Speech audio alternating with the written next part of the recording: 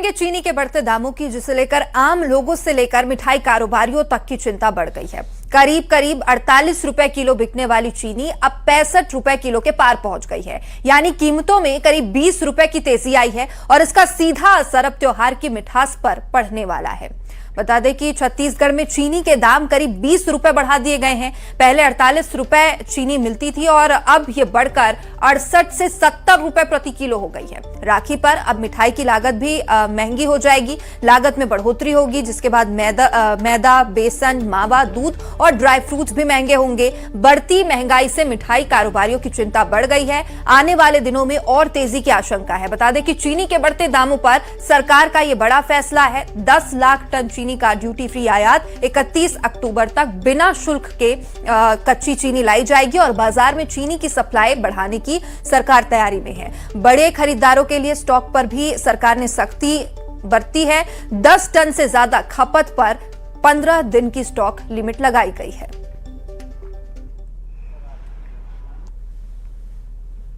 त्योहारों का समय है और ऐसे में देश भर में जो शक्कर के दामों में एकाएक वृद्धि हुई है, इसको लेकर लोगों को खासी परेशानी हो रही है। और राजधानी रायपुर के थोक बाजार में हम पहुंचे हैं और यहाँ के थोक व्यापारी से हम जानेंगे और समझेंगे कि आखिर किस कारण से जो शक्कर के दाम हैं वो एकाएक बढ़ रहे हैं। ये जो आप बोरियां देख रहे हैं इस शक्कर की हैं और पिछले 1-2 महीने में इनके दाम में करीब 15 से 20 रुपए की बढ़ोतरी हुई है। हमारे साथ थोक व्यापारी हैं, उनसे सीधे बात करने की कोशिश करेंगे।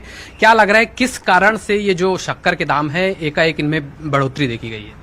सर, शक्कर का रेट इसलिए बढ़ा है क्योंकि क्या है, गन्ने के रकबे में बहुत कमी आई है।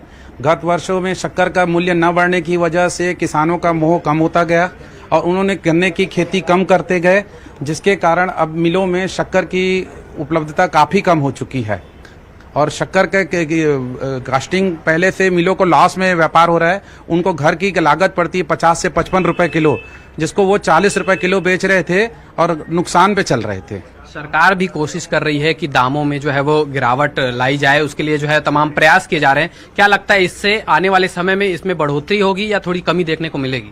सरकार ने बहुत अच्छा प्रयास किया है। 10 lakh metric ton raw sugar मंगवाई है और वह समय पे आ जाएगी और इस स्थिति पे काफ़ी कंट्रोल आ जाएगा। पर फिलहाल इसमें 2-3 रुपए किलो और बढ़ने जैसा लगता है।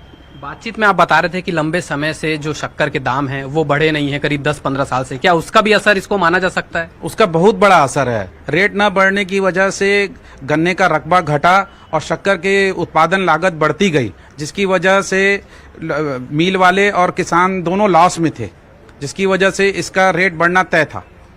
आने वाले समय में त्योहार है, खास करके जो है जन्माष्टमी आएगी, दिवाली आएगी और भी कई सारे त्योहार हैं। क्या लग रहा है उससे बाद जो है इसमें कुछ दाम में गिरावट होगी या फिर और आगे अभी जाएगा? जी, 1 नवंबर के बाद नया गन्ना पेराई सत्र शुरू होता है, जिससे इंडिया की सब मिलें चालू हो जाएंगी, जिसके इसकी कीमतों पे लगाम लग जाएगी।